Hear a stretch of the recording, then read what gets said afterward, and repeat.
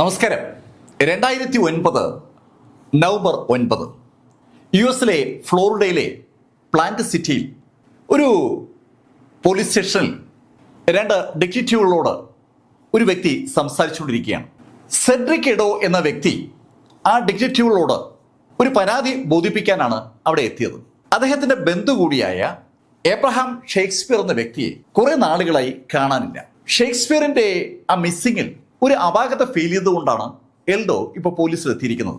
Abraham ഷേക്സ്പിയറിനെ April മുതൽ അവരാരും കണ്ടിട്ടില്ല. നവംബറിലാണ് പരാതിയുമായി അദ്ദേഹം ഡിറ്റക്റ്റീവുകളുടെ അടുത്ത് എത്തിയിരിക്കുന്നത്. അതിലൊരു അസ്വാഭാവികത സ്വാഭാവികമായും ആ ഡിറ്റക്റ്റീവുകൾക്ക് ഫീൽ ചെയ്തു. അവര് സെഡ്രിക് എഡോമിനോട് അതിന്റെ കാരണം തിരക്കി. സർ, ഈ എബ്രഹാം ഷേക്സ്പിയറിനെ നിങ്ങൾ എല്ലാവരും അറിയും. 2006 ഒരു ജാക്ക് പോട്ട് അടിച്ച വ്യക്തിയാണ് എബ്രഹാം ഷേക്സ്പിയർ. ആ ജാക്ക് പോട്ടിനെ കുറിച്ച് ആ പോലീസ് ഉദ്യോഗസ്ഥർ കേട്ടിട്ടുണ്ട്. ഒരു സാധാരണ കൂലിപ്പണിക്കാരനായ എബ്രഹാം ഷേക്സ്പിയർ എന്ന വ്യക്തിക്ക് $30 മില്യൺ ഒരു ജാക്ക് പോട്ട് അടിച്ചതും അയാൾ അതിന്റെ ലംസ് എമൗണ്ടായ 17 മില്യൺ ഏറ്റുവാങ്ങിയതുമായ കഥയൊക്കെ അന്ന് പത്രങ്ങൾ വന്നതാണ്. അതല്ല യഥാർത്ഥത്തിൽ ഷേക്സ്പിയറുടെ വാർത്ത അവരുടെയൊക്കെ മനസ്സിൽ നിലനിൽക്കാൻ കാരണം. ഷേക്സ്പിയർക്ക് ആ ലോട്ടറി അടിച്ചതിന് ശേഷം എന്നും ഷേക്സ്പിയറുടെ വീട്ടിലേക്ക് അയാളുടെ സുഹൃത്തുക്കളും പരിചയക്കാരും അപരിചിതരൊക്കെ വരുമായിരുന്നു.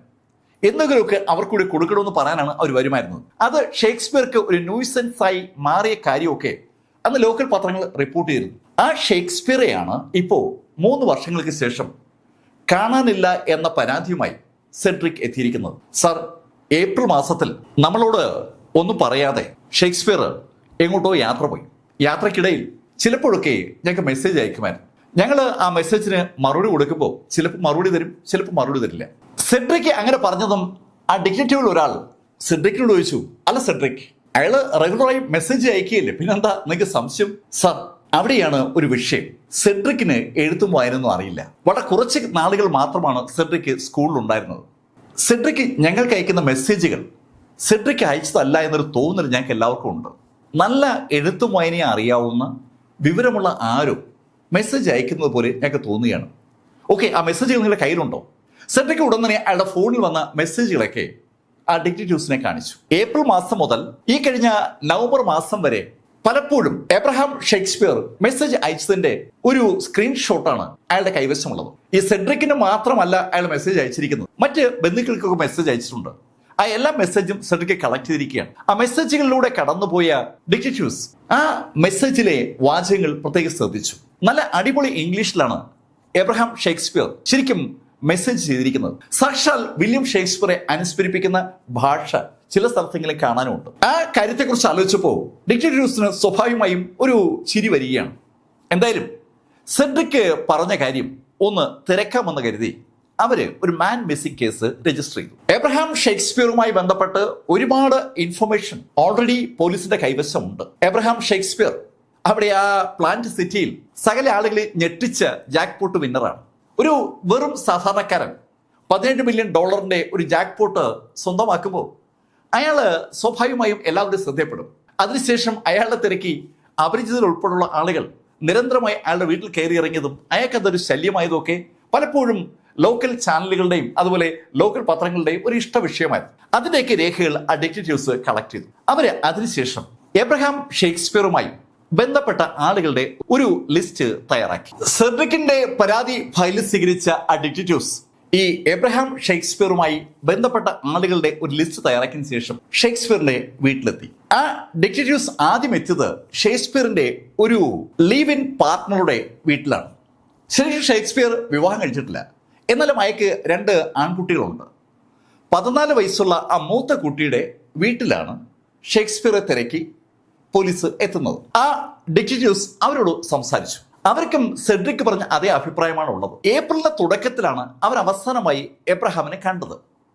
അതിനുശേഷം എബ്രഹാം അവരുമായി കോണ്ടാക്ട് ചെയ്യുന്നത് മെസ്സേജിലൂടെയാണ്. ആ മെസ്സേജുകൾ ആ സ്ത്രീ ഡിറ്റക്റ്റീവ്സിനെ എടുത്ത് കാണിക്കുകയും ചെയ്തു. നേരത്തെ സെഡ്രിക് കാണിച്ച മെസ്സേജുകൾ ഇതൊക്കെ ആ സ്ത്രീയുടെ ഫോണിൽ നിന്ന് സെഡ്രിക് കളക്ട് ചെയ്തതാണ്.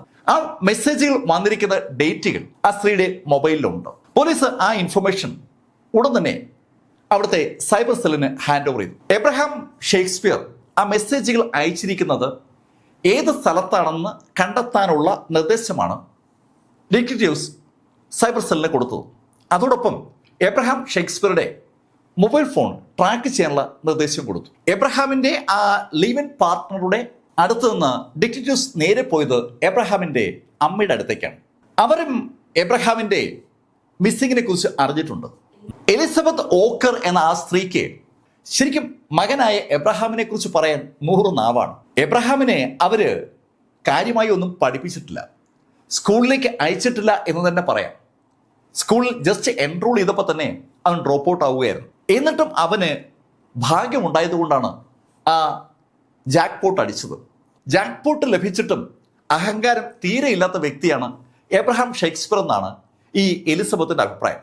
ഈ കഴിഞ്ഞ ജൂൺ മാസത്തിൽ അവരുടെ ബർത്ത്ഡേക്ക് അവനൊരു ഗിഫ്റ്റ് കൊടുത്തിരുന്നു. ജൂൺ മാസത്തിൽ ഗിഫ്റ്റ് തന്നോ? പെട്ടെന്ന് ഡിറ്റക്റ്റീവ്സ് എലിസബത്തിനോട് ചോദിച്ചു. അതെ സാർ, $5000 ഒരു നല്ല സമ്മാനമാണ് അവൻ എനിക്ക് തന്നത്. അവൻ ഇവിടെ വന്ന് തന്നോ? ഇല്ല സാർ, അവന്റെ ഒരു കൂട്ടുകാരൻ വഴിയാണ് അവൻ ആ സമ്മാനം എത്തിച്ചത്. ആ ഡിറ്റക്റ്റീവ്സിന് അതൊരു പുതിയ അറിവാണ്. ഏപ്രിൽ മാസം മുതൽ ആരും ഈ എബ്രഹാം ഷേക്സ്പിയറിനെ കണ്ടിട്ടില്ല എന്നാണ് സെഡ്രിക്കും എബ്രഹാമിന്റെ ഭാര്യയും നേരത്തെ ഡിറ്റക്റ്റീവ്സിനോട് പറഞ്ഞത്. ഇവിടെ അമ്മയും പറയുന്ന അത് തന്നെയാണെങ്കിലും ജൂൺ മാസത്തിൽ അമ്മയുടെ ബർത്ത്ഡേക്ക് ആ ബർത്ത്ഡേ ഡേറ്റ് ഓർത്തിരുന്ന് സമ്മാനം എബ്രഹാം ഷേക്സ്പിയർ എത്തിച്ചിരിക്കുകയാണ്. അതും $5000 വിലപിടിപ്പുള്ള സമ്മാനം. ആട്ടെ, ആരാ ഈ സമ്മാനം ഇവിടെ എത്തിച്ചത്? എലിസബത്തിന് ആ ആളെ ഓർമ്മയുണ്ട്. എബ്രഹാം ഷേക്സ്പിയറിന്റെ ഒരു സുഹൃത്താണ് ആ സമ്മാനം എത്തിച്ചിരിക്കുന്നത്. ഡിറ്റക്റ്റീവ്സ് നേരെ പോയത് ആ സുഹൃത്തിന്റെ അടുത്താണ്. ഏയ്, നിങ്ങൾക്ക് എബ്രഹാം എവിടെ വെച്ചാ ഈ സമ്മാനം നൽകിയത്? ജേക്കബ് എന്ന പേരുള്ള ആ വ്യക്തിയോട് ഡിറ്റക്റ്റീവ്സ് ആ ചോദ്യം ചോദിച്ചപ്പോ അയാള് ആ സംഭവം ഓർക്കുന്നുണ്ട്. സർ, എബ്രഹാം അല്ല എൻ്റെ കയ്യിൽ ആ സമ്മാനം വാങ്ങാനുള്ള പണം നൽകിയത്. പിന്നെ ആരാ? സർ, എബ്രഹാമിന്റെ ഒരു സുഹൃത്താണ് ആ പണം എൻ്റെ നൽകിയത്. എബ്രഹാമിന്റെ സുഹൃത്തോ? അതെ സർ, എബ്രഹാമിന്റെ കമ്പനിയുടെ പാർട്ട്ണർ കൂടിയായ ഒരു മൂറുണ്ട്, അവരാണ് എനിക്ക് ആ പണം നൽകിയത്. ഡിറ്റക്റ്റീവ്സ് നേരെ ആ മൂർ എന്ന വിളിപ്പേരുള്ള ആ സ്ത്രീയുടെ അടുത്തെത്തി. ഡോറിക് ദീദി മൂറ് ശരിക്കും ഡിറ്റക്റ്റീവ്സ് ആ ചോദ്യം ചോദിച്ചപ്പോൾ അത് കൃത്യമായി ഓർക്കുന്നുണ്ട്. ശരിയാണ്, എന്നോട് എബ്രഹാമാണ് അമ്മയുടെ ബർത്ത്ഡേക്ക് പണം കൊടുക്കണമെന്ന് ആവശ്യപ്പെട്ടത്. എബ്രഹാം നിങ്ങളുടെ ഫോണിൽ വിളിച്ചിരുന്നു? ഇല്ല, എബ്രഹാം എനിക്ക് മെസ്സേജ് അയച്ചിരുന്നു. അവർ ആ മെസ്സേജ് ഡിറ്റക്റ്റീവ്സിനെ കാണിക്കുകയും ചെയ്തു. ശരിക്കും എബ്രഹാം മെസ്സേജിലൂടെ അമ്മയുടെ ബർത്ത്ഡേക്ക് ഒരു സമ്മാനം കൊടുക്കണമെന്നും ആ സമ്മാനത്തിന്റെ തുക സുഹൃത്തായ ജേക്കബിന്റെ കയ്യിൽ കൊടുക്കണമെന്നുമാണ് ആ മെസ്സേജിൽ ആവശ്യപ്പെട്ടിരിക്കുന്നത്. ദീദി മോർ എബ്രഹാം പറഞ്ഞ അനുസരിച്ച് $5000 ജേക്കബിന്റെ കയ്യിൽ കൊടുക്കുകയും ജേക്കബ് അത് സമ്മാനമാക്കി അമ്മയ്ക്ക് എത്തിച്ചു കൊടുക്കുകയും ചെയ്തിരിക്കുകയാണ്. കാര്യങ്ങൾ വളരെ വ്യക്തമാണ്.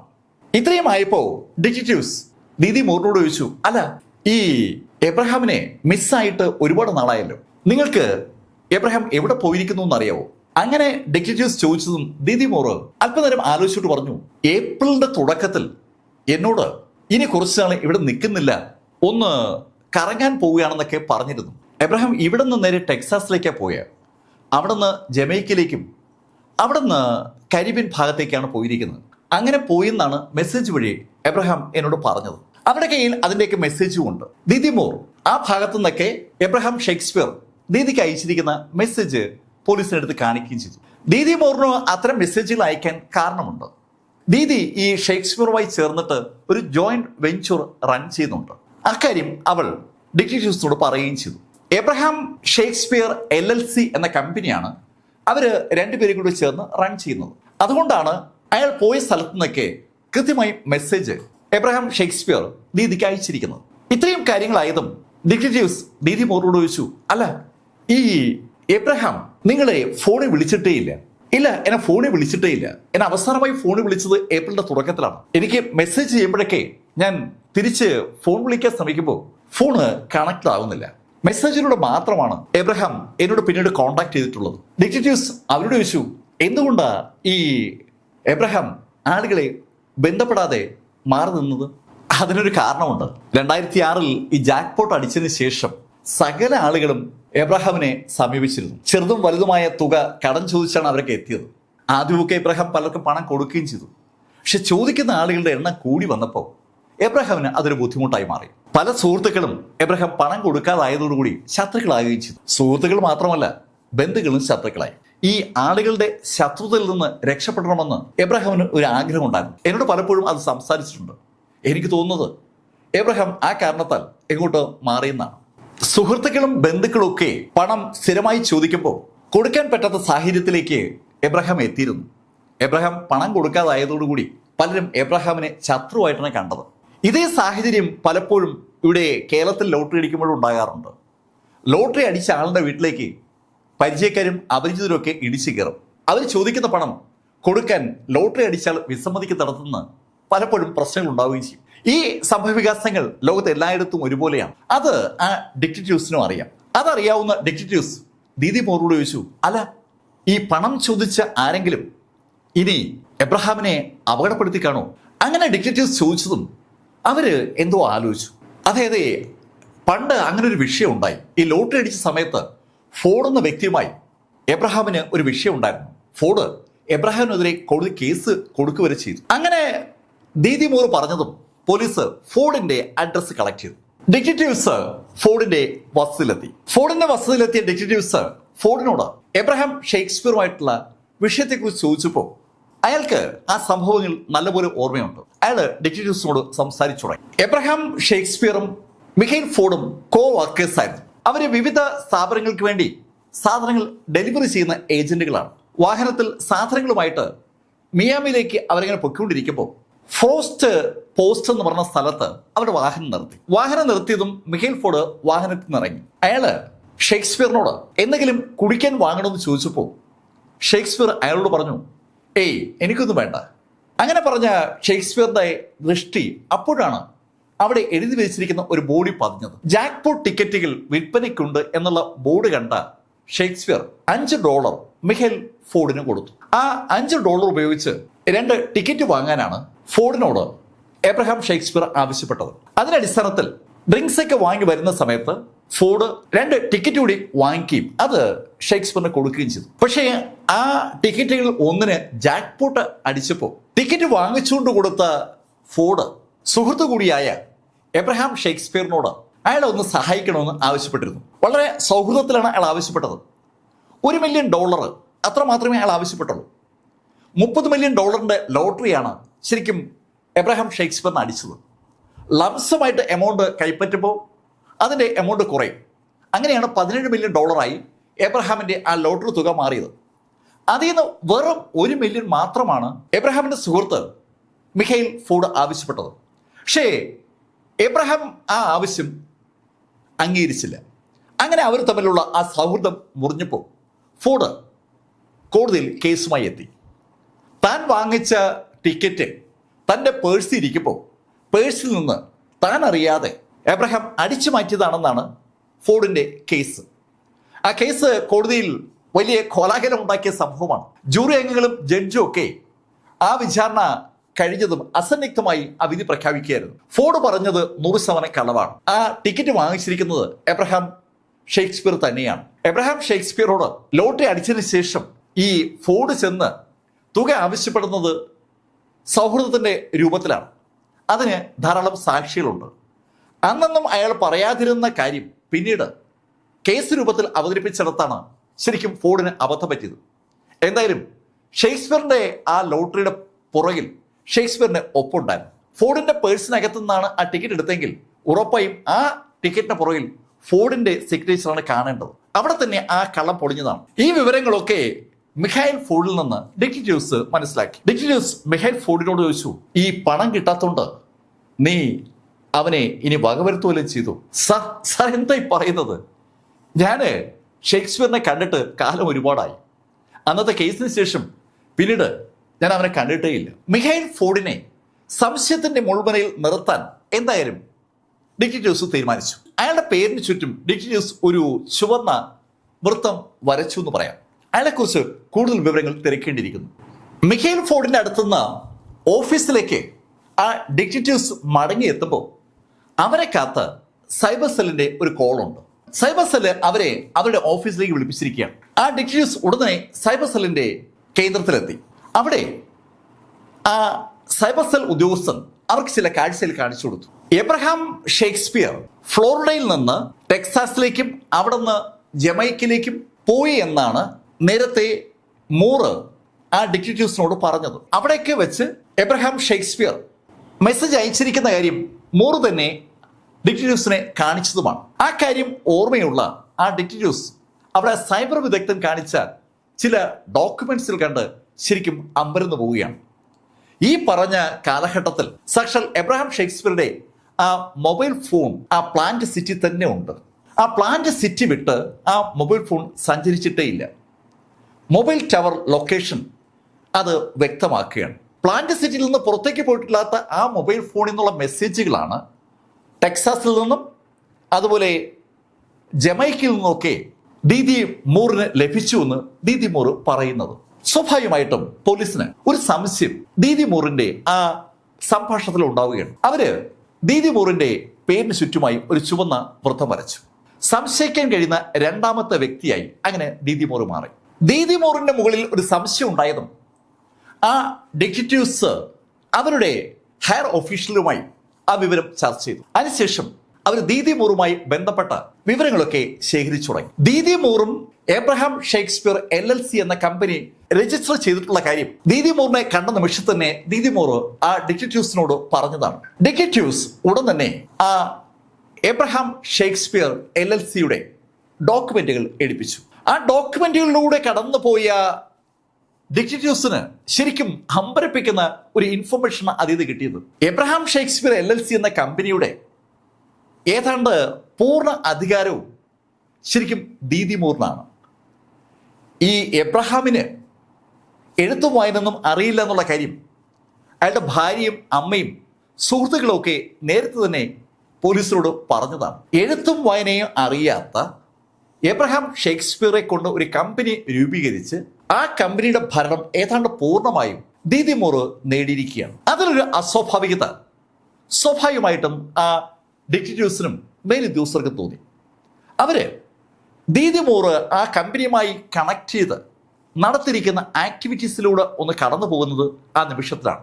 ആ കമ്പനി അക്കൗണ്ടിൽ നിന്ന് ദീദി മൂർ $1 മില്യൺ പിൻവലിച്ചിരിക്കുകയാണ്. ആ പണം ഉപയോഗിച്ച് അവർ ഒരു ഹമ്മറും ഒരു ഷെവർലെ കാറും പിന്നീട് ഒരു ട്രക്കും വാങ്ങിച്ചിരിക്കുകയാണ്. അതേ സമയത്ത് നമ്മുടെ കഥാപാത്രമായ എബ്രഹാം ഷേക്സ്പിയർ അയാൾക്ക് ലോട്ടറി അടിച്ചതിന് ശേഷം മുടക്കിയ പണത്തിന്റെ റെക്കോർഡും ഇപ്പോ ഈ ഡിറ്റക്റ്റീവ്സിന്റെ കയ്യിലുണ്ട്.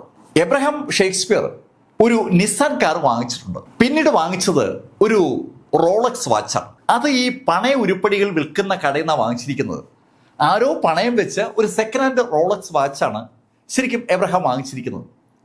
അതിനു പുറമെ അയാൾ ആകെ ചെയ്തിരിക്കുന്നത് അയാൾ താമസിച്ചിരുന്ന ആ കോളനിയിൽ നിന്ന് കുറച്ചുകൂടി മെച്ചപ്പെട്ട ജീവിതം നയിക്കുന്ന ആളുകളുടെ ഭാഗത്തേക്ക് മാറാൻ വേണ്ടി ഒരു വീട് വാങ്ങിച്ചതാണ്. ഇത്രയും പണം മാത്രമേ അയാൾ ആകെ ചെലവഴിച്ചിട്ടുള്ളൂ. എന്നാൽ അതേ സമയത്ത് അയാളും ദീദി മൂറുമായി ചേർന്ന് സ്ഥാപിച്ച കമ്പനിയുടെ കോ ഓണറായ ദീദി മൂർ ഹമ്മറും ഷെവർലയും ട്രക്കും ഒക്കെയാണ് വാങ്ങിച്ചിരിക്കുന്നത്. അതിൽ ഒരു അസ്വാഭാവികത സ്വാഭാവികമായിട്ടും പോലീസിന് ഫീൽ ചെയ്തു. സംശയം തോന്നിയാൽ ആ നിമിഷത്തിൽ അതിനെ ക്ലാരിഫിക്കേഷൻ എടുക്കണമല്ലോ. ഉടൻ തന്നെ ഉദ്യോഗസ്ഥർ ദീദി മൂറിന്റെ വസതിയിലെത്തി. ദീദിയോട് ചോദിച്ചപ്പോൾ അവർക്കതിന് ഉത്തരമുണ്ട്. അത് എനിക്ക് എബ്രഹാം ഒരു ഗിഫ്റ്റായിട്ട് നൽകിയതാണ്. ഗിഫ്റ്റോ? അതെ, എബ്രഹാം അധികം പഠിച്ചിട്ടൊന്നുമില്ലല്ലോ. എബ്രഹാമിന് വേണ്ടി കമ്പനി ഞാനല്ലേ റൺ ചെയ്യുന്നത്. അതുകൊണ്ട് സന്തോഷം തോന്നിയ എബ്രഹാം എനിക്ക് ആ പണം നൽകിയതാണ്. കാര്യങ്ങൾ നടത്തിക്കൊണ്ടു പോകാൻ എന്നെ സന്തോഷിപ്പിക്കാൻ എബ്രഹാമിന് തോന്നിക്കാണും. ദീദി മൂറിന് വ്യക്തമായ ഉത്തരങ്ങളുണ്ട്. എന്തായാലും ദീദിയുടെ ആ മറുപടിയുമായി ഡിറ്റക്റ്റീവ്സ് വീണ്ടും അവരുടെ ഓഫീസിലേക്ക് മടങ്ങി. ദീദി പറഞ്ഞ മറുപടി അവര് ശരിക്കും കൃത്യമായി തന്നെ നോട്ട് ചെയ്തിട്ടുണ്ട്. അത് ഹയർ ഓഫീഷ്യൽസിന്റെ മുന്നിൽ അവതരിപ്പിച്ചു. ഡിറ്റക്റ്റീവ്സ് അത്രയും പറഞ്ഞപ്പോഴാണ് മറ്റു ചില ഇൻഫർമേഷൻ അവരെ തേടിയെത്തുന്നത്. ഈ എബ്രഹാം ഷേക്സ്പിയർ അയാളുടെ ആ ലോട്ടറി പണം ഉപയോഗിച്ച് ആ പ്ലാന്റ് സിറ്റിയിൽ വാങ്ങിച്ച വസതി ഒരു കമ്പനി വിലയ്ക്ക് വാങ്ങിച്ചിരിക്കുകയാണ്. അമേരിക്കൻ മെഡിക്കൽ പ്രൊഫഷണൽസ് എന്ന പേരിലുള്ള ഒരു കമ്പനിയാണ് ആ വീട് വിലയ്ക്ക് വാങ്ങിച്ചിരിക്കുന്നത്. ആ വിവരം അറിഞ്ഞ ഡിറ്റക്റ്റീവ്സ് ഉടൻ തന്നെ ആ അമേരിക്കൻ മെഡിക്കൽ പ്രൊഫഷണൽസുമായി ബന്ധപ്പെട്ട ആളുകളുടെ ഡോക്യുമെന്റുകൾ കളക്ട് ചെയ്തു. ആ ഡോക്യുമെന്റ് കളക്ട് ചെയ്തപ്പോൾ അതിൽ അവർക്ക് പരിചയമുള്ള ഒരു പേരുണ്ട്. അത് സാക്ഷാൽ ദീദി മൂറിന്റെ പേരാണ്. ദീദി മൂറിന്റെ കമ്പനിയാണ് അമേരിക്കൻ മെഡിക്കൽ പ്രൊഫഷണൽസ്.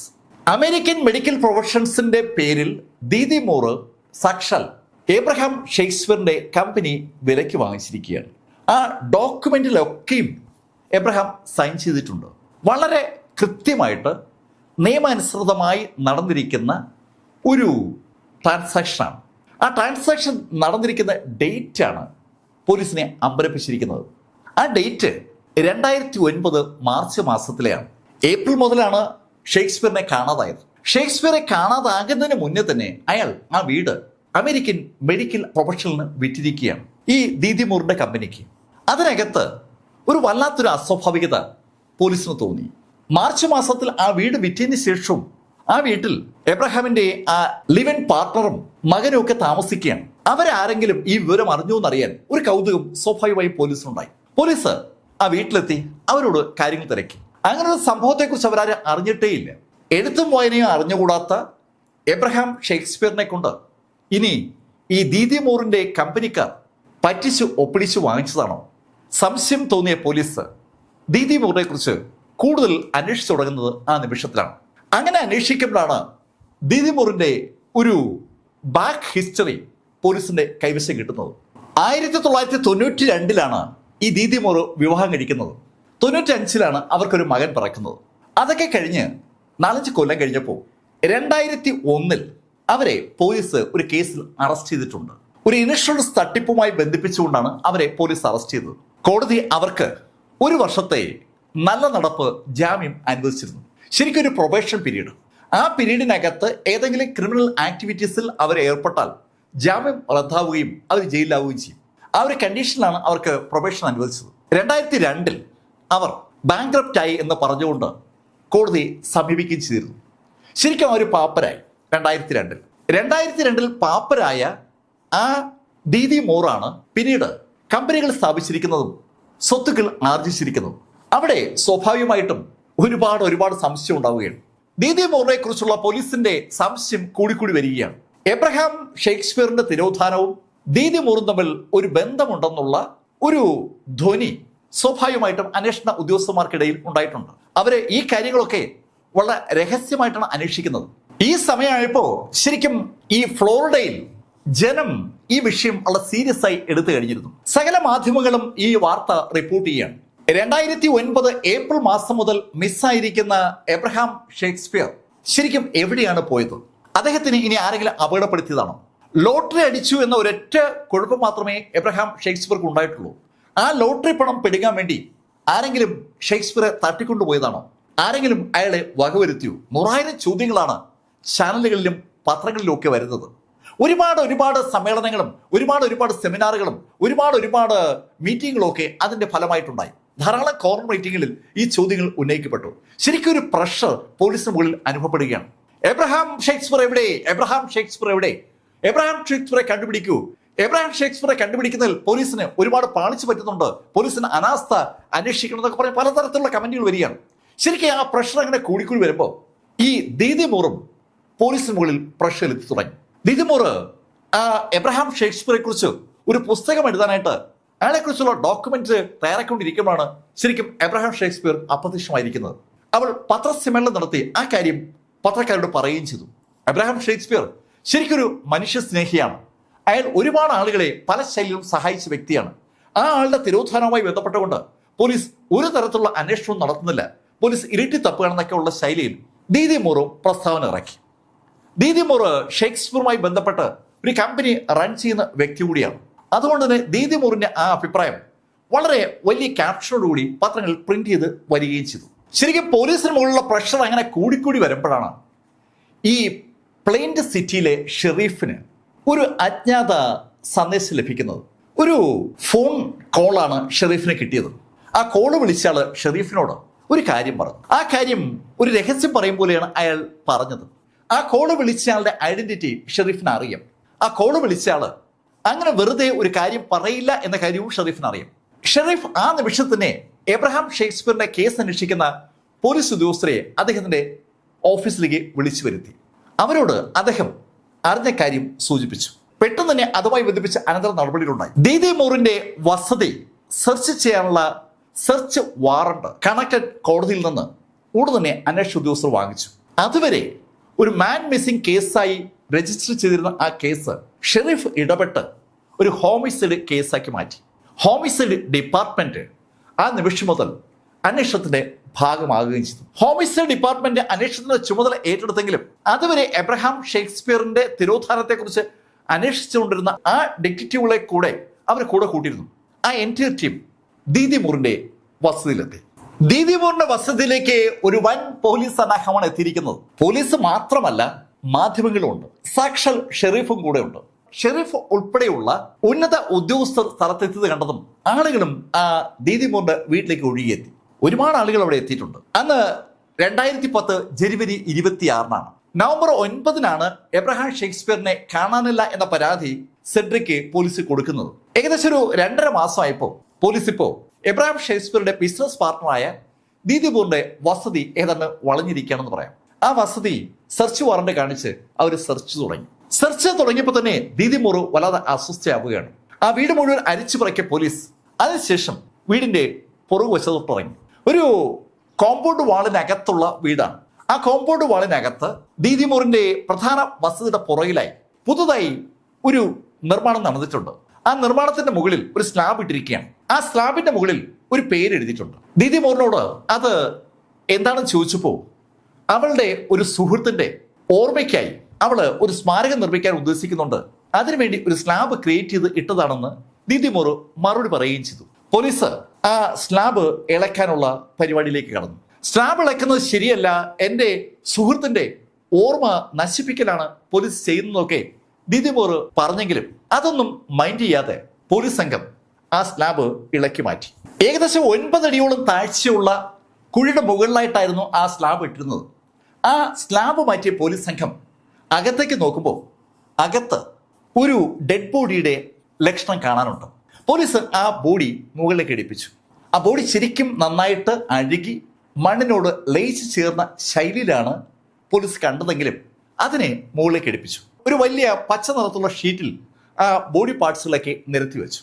ആ ബോഡി പാർട്സുകൾ നിരത്തി വെക്കുമ്പോൾ ഏകദേശം ഒരു 6 അടിയോളം പൊക്കമുള്ള ഒരു മനുഷ്യന്റെ എല്ലും കൂടമാണ് അതെന്ന് വ്യക്തമാണ്. ആ ബോഡിക്കൊപ്പമുള്ള ഡ്രസ്സും ഏതാണ്ട് ദ്രവിച്ചിട്ടുണ്ട്. ദ്രവിക്കാത്തതായ ഒരു കാര്യം പോലീസിന് അതിൽ നിന്ന് കിട്ടി. അത് ഒരു റോളക്സ് വാച്ചാണ്. ആ റോളക്സ് വാച്ച് ശരിക്കും ആ ഡെഡ് ബോഡിയിൽ നിന്ന് എടുത്തു മാറ്റാൻ ആ ഡെഡ് ബോഡി ആ കുഴിയിൽ ഇട്ട ആളുകൾ മറന്നുപോയിരിക്കുകയാണ്. ആ വാച്ചിന് വലിയ കുഴപ്പമൊന്നുമില്ല. ഇത്രയും ദിവസങ്ങൾ കഴിഞ്ഞെങ്കിലും അത് അതുപോലെ തന്നെ ഇരിപ്പുണ്ട്. ആ ബോഡി പോസ്റ്റ്മോർട്ടത്തിന് അയക്കുന്നതിന് മുന്നേ തന്നെ ആ റോളക്സ് വാച്ച് കണ്ട പലരും ശരിക്കും അമ്പരപ്പോടെ ആ വാച്ച് തിരിച്ചറിയുന്നുണ്ട്.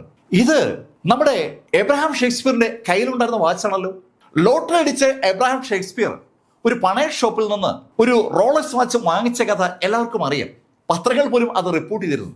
ഒരു സാധാരണ മനുഷ്യന്റെ സ്വപ്നമാണ് ഒരു റോളക്സ് വാച്ച് എന്നൊക്കെ പറയുന്നത്. ആ റോളക്സ് വാച്ച് സ്വന്തമാക്കിയ എബ്രഹാം അത് പലരെയും കാണിക്കുമായിരുന്നു. അതുകൊണ്ട് തന്നെ എല്ലാവർക്കും ആ വാച്ച് അറിയാം. എബ്രഹാം ഷേക്സ്പിയറുടെ മിസ്സിംഗ് കേസ് അന്വേഷിച്ചുകൊണ്ടിരിക്കുകയാണ് പോലീസ് എന്നുള്ള കാര്യം നാട്ടുകാർക്കറിയാം.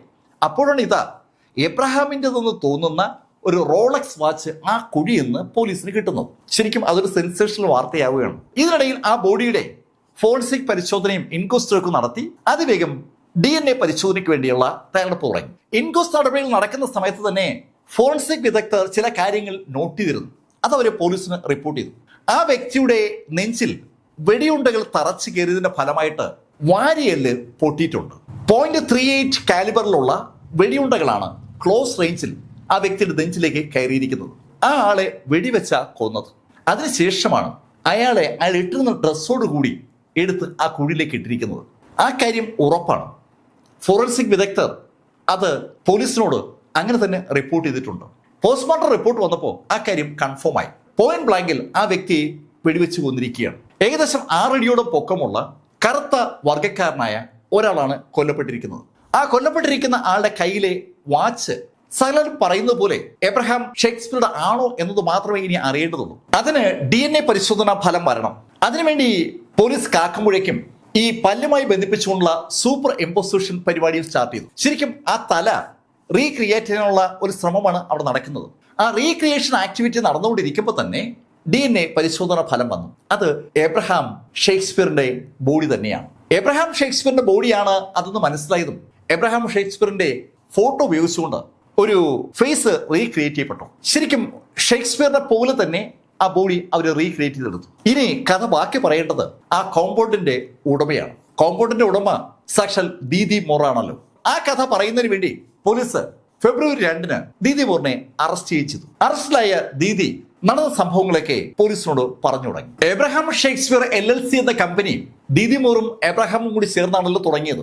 എബ്രഹാമിന് എഴുത്തും വായന അറിഞ്ഞുകൂടാത്തതുകൊണ്ട് ആ കമ്പനിയുടെ ഡോക്യുമെന്റ്സ് സൈൻ ചെയ്യുന്നതൊക്കെയും ദീദി മോറാണ്. എന്നാൽ ഇടയ്ക്കിടയ്ക്ക് ദീദി മോറ് എബ്രഹാം ഷേക്സ്പിയറിനെ കൊണ്ടും ചില ഡോക്യുമെന്റ്സിൽ സൈൻ ചെയ്യിക്കും. അങ്ങനെ ഇരിക്കുമ്പോഴാണ് തന്റെ അക്കൗണ്ടിൽ പണം കുറയുന്ന കാര്യം നമ്മുടെ എബ്രഹാം ഷേക്സ്പിയർ മനസ്സിലാക്കുന്നത്.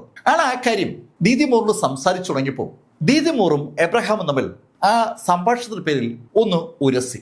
അങ്ങനെ ഉരസിയപ്പോൾ എബ്രഹാമിന് ഒരു സംശയം, ദീദി തന്നെ പറ്റിക്കുകയാണോ? ദീദി എബ്രഹാമിനെ പറ്റിക്കുകയാണെന്നുള്ള കാര്യം എബ്രഹാം മനസ്സിലാക്കിയെന്ന് മനസ്സിലായ ആ നിമിഷത്തിൽ എബ്രഹാമിനെ അവസാനിപ്പിക്കാൻ ദീദി അങ്ങ് തീരുമാനിക്കുകയായിരുന്നു. രണ്ടാമതൊന്നും ആലോചിക്കാതെ അവര് ഡ്രോയറിൽ നിന്ന് റിവോൾവർ വലിച്ചെടുത്ത് പോയിന്റ് ബ്ലാങ്കിൽ എബ്രഹാം ഷേക്സ്പിയറിനെ വെടിവെച്ച് കൊല്ലുകയായിരുന്നു. ശരിക്കും എബ്രഹാമിന്റെ നെഞ്ചിലേക്ക് അവര് രണ്ട് തവണ മാത്രമാണ് നിറയൊഴിച്ചത്. എബ്രഹാമിന് എന്തെങ്കിലും ചെയ്യാൻ കഴിയുമ്പോൾ അയാള് വെടിയേറ്റ് വീണ് കഴിഞ്ഞു. ശരിക്കും നല്ല സൈസുള്ള വ്യക്തിയാണ് ഈ എബ്രഹാം ഷേക്സ്പിയർ. അയാള് വെടിയേറ്റ് വീണ് ആ ചുവരിൽ അങ്ങനെ ചാരി ഇരിക്കുമ്പോൾ ദീദി അടുത്ത പരിപാടി ആലോചിച്ചു.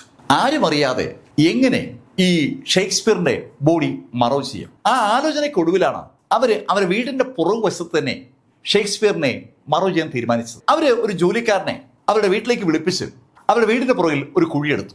അവർക്ക് ആ കുഴി അവരുടെ ചില കാര്യങ്ങളൊക്കെ ഇടാൻ വേണ്ടിയാണെന്നൊക്കെ പറഞ്ഞിട്ടൊക്കെയാണ് ആ ആളിനെ കൊണ്ട് കുഴിയെടുപ്പിച്ചത്. ശരിക്കും അത്തരത്തിലൊരു കുഴി എടുക്കുമ്പോൾ സ്വാഭാവികമായിട്ടും ചില ചോദ്യങ്ങളൊക്കെ ആ ജോലിക്കാരുടെ ഭാഗത്തുനിന്ന് ഉണ്ടാവുമല്ലോ. അത്തരത്തിലുള്ള ചോദ്യങ്ങളൊക്കെ ചോദിച്ചെങ്കിലും ദീദി മോറിന്റെ കർക്കശമായ മറുപടികളിൽ പിന്നീട് അവർക്ക് സംശയമൊന്നും തോന്നിയില്ല.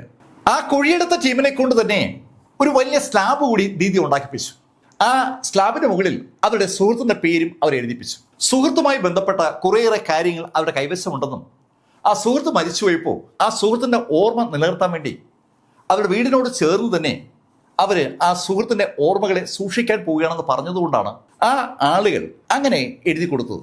എന്തായാലും അവർ പോയി കഴിഞ്ഞപ്പോൾ ദീദി ഒറ്റയ്ക്ക് ആ വീടിനകത്തുനിന്ന് വെടിയേറ്റ് കൊല്ലപ്പെട്ട ഷേക്സ്പിയറിന്റെ ബോഡി വലിച്ചിഴച്ച് ആ വീടിന്റെ പുറകിലേക്ക് കൊണ്ടുവന്ന് ആ കുഴിയിലേക്ക് വലിച്ചിടുകയായിരുന്നു. അങ്ങനെ വലിച്ചിടുന്ന സമയത്ത് അയാളുടെ കയ്യിലുണ്ടായിരുന്ന റിസ്റ്റ് വാച്ചോ അയാളുടെ ഡ്രസ്സോ ഒന്നും റിമൂവ് ചെയ്യാൻ ദീദി ശ്രമിച്ചിരുന്നില്ല. അതൊക്കെ തെളിവുകളാകുമെന്ന് അവർക്ക് അറിയാവുന്നതുകൊണ്ടാണ് അവർ അതിലൊന്നും തൊടാതിരുന്നത്. അതിനുശേഷം അവർ ഒറ്റയ്ക്കാണ് ആ കുഴിയിലേക്ക് കുറെ മണ്ണ് വെട്ടിയിട്ടത്. ആ മണ്ണ് വെട്ടി നിറച്ചതിന് ശേഷം അവർ തന്നെ വളരെ പാടുപെട്ട് ആ സ്ലാബ് കുറേശ്ശെ നീക്കി ആ കുഴിയുടെ മുകൾ ഭാഗം അടക്കിയായിരുന്നു. ശരിക്കും അതൊരു ശ്രമകരമായ ദൗത്യമായിരുന്നു. പക്ഷെ അവരത് കംപ്ലീറ്റ് ചെയ്തു എന്നുള്ളതാണ്. ആ കുഴിയുടെ മുകൾ ഭാഗത്തേക്ക് ആ സ്ലാബ് അറേഞ്ച് ചെയ്ത് കഴിഞ്ഞതും അവർ തന്നെ ആവശ്യമായ സിമന്റും സംവിധാനങ്ങളൊക്കെ വാങ്ങിച്ച് ആ സ്ലാബ് ചുറ്റും സിമന്റ് ഇട്ട് ഉറപ്പിക്കുകയും ചെയ്തു. ശരിക്കും ഒരു സ്ത്രീ ഒറ്റയ്ക്ക് ആ വലിപ്പത്തിലുള്ള ഒരു സ്ലാബ് വലിച്ചു നീക്കി എന്ന് പറഞ്ഞാൽ ഒരാൾക്കും വിശ്വസിക്കാൻ പറ്റില്ല. പക്ഷെ അവരങ്ങനെ ചെയ്തു എന്നാണ് പ്രോസിക്യൂഷൻ കോടതിയിൽ പറഞ്ഞത്. എബ്രഹാം ഷേക്സ്പിയർ മരിച്ചു എന്നുള്ള യാഥാർത്ഥ്യം പോലീസ് ജനങ്ങളുടെ മുന്നിൽ അവതരിപ്പിച്ചതും എബ്രഹാം ഷേക്സ്പിയർക്ക് വേണ്ടി ഒരു വലിയ ശവസംസ്കാര ചടങ്ങ് തന്നെ നടന്നു. ജനം മുഴുവൻ ആ ചടങ്ങിൽ പങ്കെടുക്കാൻ എത്തിയിരുന്നു. ലോട്ടറി അടിച്ചുപോയ ഒരു നിരക്ഷരനെ വിദ്യാഭ്യാസമുള്ള ഒരു സ്ത്രീ വളരെ ക്രൂരമായി കൊല ചെയ്ത് ആ സ്വത്ത് മുഴുവൻ തട്ടിയെടുക്കപ്പെട്ട കഥയായിട്ടാണ് ആ സംഭവത്തെ ആളിൽ കണ്ടത്. എന്തായാലും ആളുകൾ അതിനനുസരിച്ചുള്ള കമന്റുകളൊക്കെ പറയുമ്പോഴേക്കും കോടതിയിൽ വിചാരണ നടപടികൾ ആരംഭിച്ചു. ദീദി മോറിനെ കോടതിയിൽ വിചാരണയ്ക്ക് കൊണ്ടുവരുമ്പോൾ അതൊരു കാഴ്ചയാണ്. അവർക്ക് ഒരു കൂസലുമില്ല എന്നാണ് സത്യം. തികച്ചും നിരക്ഷരനായ ഒരാളെ പറഞ്ഞ് പറ്റിച്ച് അയാളുടെ പണം മുഴുവൻ നേടിയെന്നത് മാത്രമല്ല അവരുടെ കുറ്റം. അയാൾ ആ വിവരം അറിഞ്ഞപ്പോൾ അയാളെ കൊല്ലുകൂടി ചെയ്തിരിക്കുകയാണ്. കോടതിയിൽ തെളിവുകൾ പൂർണ്ണമായും ഈ ദീദി മോറിന് എതിരായിരുന്നു. എല്ലാ തെളിവുകളും അവർക്കെതിരായതോടുകൂടി അവർക്ക് കോടതി വിധിച്ചത് 25 കൊല്ലത്തെ തടവാണ്. പരോളില്ലാത്ത 25 കൊല്ലത്തെ തടവ് ശിക്ഷ. ഈ വിചാരണ കാലത്തിനിടയിൽ എന്നാൽ അവർ ഒരു TV പ്രോഗ്രാമത്തിൽ പ്രത്യക്ഷപ്പെടുകയും ചെയ്തു. ജയിലിനുള്ളിലെ ദീദി മോർ എന്നുള്ള ക്യാപ്ഷനിൽ ആ പ്രോഗ്രാം ശരിക്കും അമേരിക്കയിൽ എല്ലാവരും കണ്ട കാര്യമാണ്. ദീദി മോർ ശിക്ഷിക്കപ്പെട്ടതിന് ശേഷം എന്തുമാത്രം സീരിയലുകളാണെന്നറിയോ ഈ ദീദി മോറിന്റെ കഥയുമായി ബന്ധിപ്പിച്ച് US ഇറങ്ങിയത്. ഒരുപാട് ഡോക്യുമെന്ററികൾ, ഒരുപാട് സീരിയലുകൾ, പുസ്തകങ്ങൾ ഒക്കെ ദീദി മോറിന്റെ ഈ സംഭവവുമായി ബന്ധിപ്പിച്ചുണ്ട്. എബ്രഹാം ഷേക്സ്പിയർ എന്ന ആ കറുത്ത വർഗ്ഗക്കാരനെ ചതിച്ചു കൊന്ന ആ വെളുത്ത വർഗ്ഗക്കാരിയുടെ കഥയ്ക്ക് അമേരിക്കയിൽ വല്ലാത്തൊരു ഇമ്പാക്റ്റ് ഉണ്ടാക്കാൻ പറ്റിയിട്ടുണ്ട്. ആളുകളെ കബളിപ്പിക്കാൻ ഒരു മടിയില്ലാത്ത മനുഷ്യർ അമേരിക്കയിലും ഇന്ത്യയിലും കേരളത്തിലൊക്കെ ഒരുപോലെ ഉണ്ടെന്നുള്ളതിൻ്റെ ഒരു നല്ല സൂചനയായിട്ട് നമുക്ക് ഈ കഥയെ കാണാം. ചതിയുടെ കാര്യം പറയുമ്പോൾ ശരിക്കും ഈ ലോകം ഇപ്പോഴും അമ്പരപ്പോടെ കാണുകയും കേൾക്കുകയും ചെയ്യുന്ന ഒരു കഥാപാത്രമുണ്ട്. ആളുകളെ കബളിപ്പിച്ച് നേടിയ തുക 1,00,000 കോടിക്ക് മുകളിലാണ്. അത് ഒരു ലേഡിയാണ്. ശരിക്കും സർപ്പസുന്ദരി എന്നൊക്കെ നമ്മൾ വിളിക്കാൻ കഴിയുന്ന സൗന്ദര്യമുള്ള ആ ലേഡി ക്രിപ്റ്റോ കറൻസിയുമായി കണക്ട് ചെയ്തുകൊണ്ടാണ് ലോകം മുഴുവൻ ഇളക്കി മറിച്ചത്. അവരുടെ ആ ക്രിപ്റ്റോ കറൻസിയിൽ പണം പോയ ആളുകളുടെ കൂട്ടത്തിൽ മലയാളികളും ഇന്ത്യയിലെ വിവിധ ഭാഷക്കാരും ഒക്കെ ഉണ്ട്. ലോകത്തിലെ എല്ലാ ഭാഗത്തും അവര് വൻതോതിൽ സമ്മേളനങ്ങൾ നടത്തിയിരുന്നു. വൻ കോൺഫറൻസുകളാണ്, വൻ ട്രെയിനിങ് പ്രോഗ്രാംസ് ആണ്. ശരിക്കും ക്രിപ്റ്റോ കറൻസിയുടെ ആ രാജ്ഞിയുടെ കഥ ഞാൻ നേരത്തെ ഒരു വീഡിയോയിൽ ചെയ്തിട്ടുണ്ട്. ഒന്ന് കണ്ടു നോക്കണം. തട്ടിപ്പിന്റെ രാജകുമാരി എങ്ങനെയാണ് 1,00,000 കോടി രൂപ മോഷ്ടിച്ചെന്നറിയാൻ നിങ്ങൾക്കൊരു താല്പര്യമുണ്ടാവുമെന്ന് എനിക്കറിയാം. ഒന്ന് കണ്ടു നോക്കാം.